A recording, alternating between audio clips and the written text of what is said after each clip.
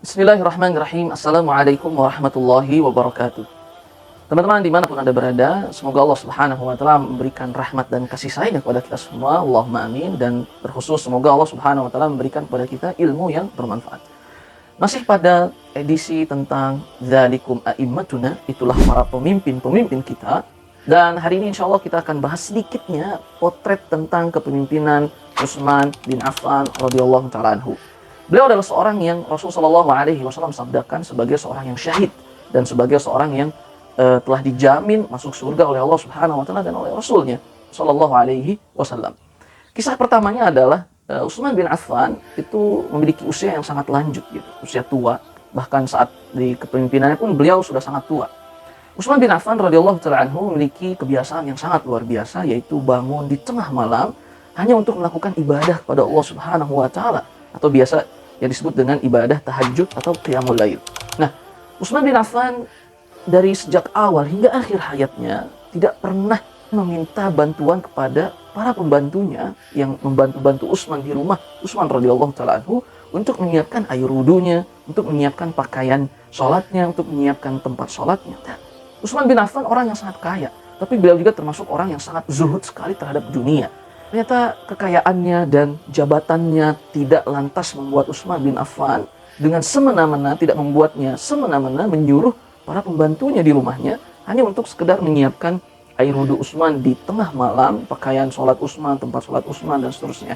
Akhirnya Utsman pun ditanya oleh sebagian sahabat-sahabatnya atau bahkan keluarga di rumahnya.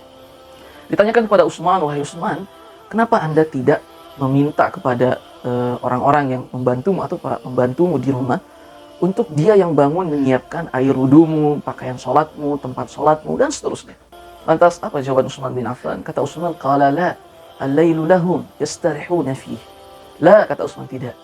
Waktu malam itu adalah milik mereka dan mereka akan gunakan waktu malam ini untuk istirahat mereka. Itu waktu istirahat mereka. Aku tidak ingin mengganggu waktu istirahat mereka sedikit pun. Ya subhanallah, Utsman bin Affan radhiyallahu ta'ala anhu, orang kaya luar biasa, kemudian pemimpin yang sangat dermawan dan sangat mulia dan sangat baik sekali, tidak lantas begitu saja menyuruh-nyuruh para pembantunya, gitu. Dan Utsman akhirnya melakukan sholat malam, menyiapkan airnya dengan sendiri, menyiapkan pakaian sendiri, menyiapkan sholatnya sendiri. Dan pelajaran yang sangat mahal adalah yaitu saat Utsman mengajari kita tentang bagaimana kita pun harus memerhatikan waktu istirahat anggota-anggota tim kita, orang-orang yang membantu-bantu di rumah kita, dan seterusnya. Itu pelajaran yang sangat mahal dari sosok Utsman bin Affan radhiyallahu ta'ala, di mana di luar sana banyak orang yang akhirnya memperbudak manusia, memperbudak orang-orang, cuman karena ia menjadi anggota tim kita, menjadi bawahan kita, atau bahkan asisten rumah tangga kita, pembantu di rumah kita, dan seterusnya. Kemudian lantas orang banyak di luar sana main semena-mena untuk menyuruhnya, belikan ini dan seterusnya, keluar sana keluar sini tanpa harus melihat waktu istirahat mereka. Sungguh itulah pemimpin kita yang mengajarkan kita tentang kasih sayang pada sesama. Itu kisah yang pertama. Kisah yang kedua adalah Utsman bin Affan, orang yang sangat mudah minta maaf, gitu. Utsman saat beliau sedang berjalan, kemudian tiba-tiba beliau melihat ada seorang anak yang sedang memberikan makan kepada hewan ternaknya. Tapi Utsman mengatakan, aku melihat ia melakukan suatu hal yang aku benci. Artinya itu sebuah kesalahan. Jangan lakukan itu saat engkau memberikan makanan kepada hewan ternakmu. Tapi tidak disebutkan apa itu. Kemudian lantas Utsman dengan spontan mendatangi anak tersebut, kemudian mengambil telinganya, bahasa kitanya dijewer gitu. Dengan keras dijewer sama Utsman bin Affan. Kemudian Utsman mengatakan, jangan Anda lakukan itu kepada hewan ternakmu, gitu. Dan ini pertama, Utsman mengajarkan kita tentang memberikan kasih sayang sampai kepada makhluk Allah Subhanahu wa Ta'ala dari binatang, gitu. Bangsa binatang, jadi hewan, gitu. Memberikan kasih sayang sampai ke hewan, bukan hanya kepada manusia, tapi ke hewan, gitu, teman-teman. Akhirnya Utsman meninggalkan anak itu, tapi di tengah jalan Utsman berpikir bahwasanya beliau seakan-akan baru saja melakukan kezaliman. Akhirnya beliau pun kembali ke anak tersebut dan meminta maaf dan meminta kepada anak itu untuk melakukan kisos. Kemudian Utsman menundukkan kepalanya untuk agar anak itu mudah mengambil telinga Utsman. Kemudian Utsman berkata, ambillah nak telingaku ini dan jewerlah aku seperti aku tadi menjewermu. Tapi anak itu tidak mau. Tidak, wahai Amirul Mukminin, aku tidak akan melakukannya, kata anak itu. Tapi kata Utsman, enggak, engkau harus mengambil telingaku dan jewerlah seperti aku menjewermu tadi. Kemudian anak itu pun tidak ingin melakukannya, sampai akhirnya Utsman mengambil tangannya dan meletakkan tangannya itu ke telinga Utsman bin Affan. Kemudian jewerlah nak, jewerlah, gitu. Akhirnya anaknya itu pun menjewer Utsman, dan kata Utsman, terus yang keras seperti aku menjewermu tadi gitu. Akhirnya anak itu pun mematuhi perintah pemimpinnya, kemudian dia pun melintir sampai akhirnya saat Utsman sudah merasakan rasa sakitnya, kemudian anak itu pun melepaskannya gitu.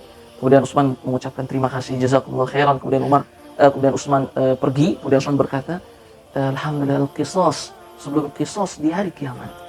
Utsman takut kalau ternyata itu dicatat oleh Allah Subhanahu wa taala sebagai perbuatan zalimnya. Kemudian Utsman takut kalau sampai harus dikisos di hari akhir, diadili, kisos diadili. Orang yang menzalimi manusia di dunia, kemudian orang itu tidak minta maaf, dia akan dikisos kelak di hari akhir, dibalas oleh Allah Subhanahu wa taala gitu.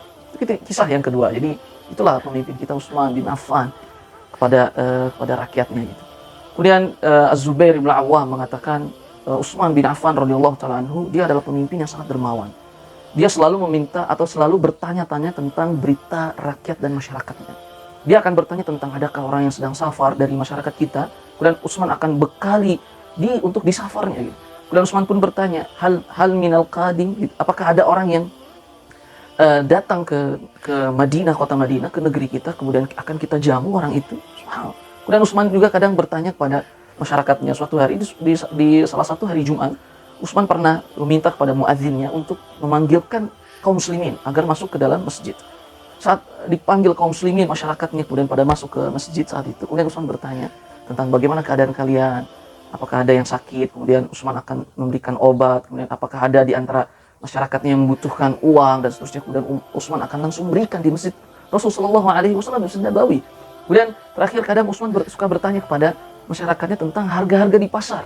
Bagaimana tentang harga-harga di pasar? Apakah terlalu mahal atau seperti apa dan seterusnya? Maka jika diadukan pada Utsman bahwasanya harga di pasar mahal dan seterusnya, maka Utsman akan mengeluarkan kebijakan untuk menurunkan harga atau solusi-solusi lainnya yang akan dikeluarkan oleh Utsman bin Affan untuk meringankan beban masyarakatnya. Lihat, itu Utsman ibnu Affan radhiyallahu taala anhu. Kemudian Az-Zubair pun mengatakan, aku hidup di zaman Utsman bin Affan yang sangat penuh dengan kemudahan atas izin Allah Subhanahu wa taala. Kemudian Az-Zubair berkata, sampai anak yang baru lahir pun akan langsung dicatat bagiannya dari Baitul Mal. Ya subhanallah, semua anak yang lahir di zaman kepemimpinan Utsman bin Affan radhiyallahu taala anhu, dia memiliki gaji bulanan dari Baitul Mal. Anak yang baru lahir, Utsman bin Affan langsung minta kepada petugasnya untuk mencatat dan memberikan bagian kepada semua anak yang lahir untuk mendapatkan bagian dari Baitul Mal setiap bulannya untuk mencukupi kehidupan anak yang baru lahir ini. Tidak peduli orang tuanya memiliki harta atau tidak, tapi Utsman semua yang lahir akan mendapatkan jatah uang dari Baitul Mal muslimin. Itulah pemimpin kita, Utsman bin Affan radhiyallahu ta'ala anhu, yang belum pernah ada yang semisalnya di peradaban-peradaban lain kecuali peradaban Islam.